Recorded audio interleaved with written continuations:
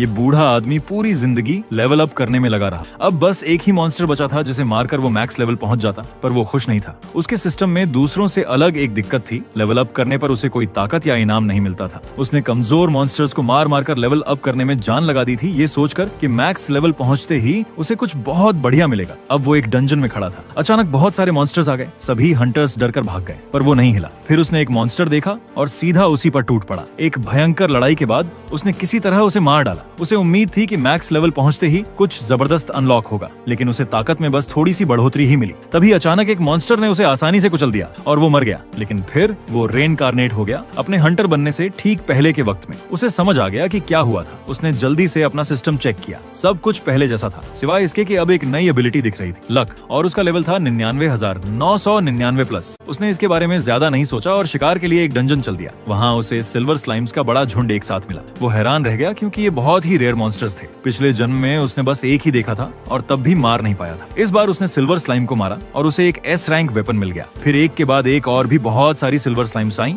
उसने उन सभी को हरा दिया और ढेर सारे रेयर आइटम्स हासिल कर लिए। तभी उसे याद आया कि वो 17 साल से घर नहीं गया था। उसने घर लौटने का फैसला किया। घर पर सिर्फ उसकी बहन थी, उसकी माँ बीमार थी और अस्पताल में थी। उसने हासिल किए सारे रेयर आइटम्स बेच दिए और उस पैसे से एक हीलिंग पोशन खरीदी। उसकी माँ ने उसे पीने के कुछ ही दिनों बाद ठीक हो गई, पर वो जानता था कि हीलिंग पोशन स्थायी नहीं थी। ये उसकी बीमारी को पूरी तरह ठीक नहीं कर सकती थी। अपनी माँ को पूरी तरह ठीक करने के लिए उसे एक एलिक्सर चाहिए था, एक अनोखी पोशन जो सिर्फ 50वीं फ्लोर से नीचे वाले डंजन्स में मिलती है। पूरी दुनिया में अब तक कोई भी इसे पा नहीं सका है।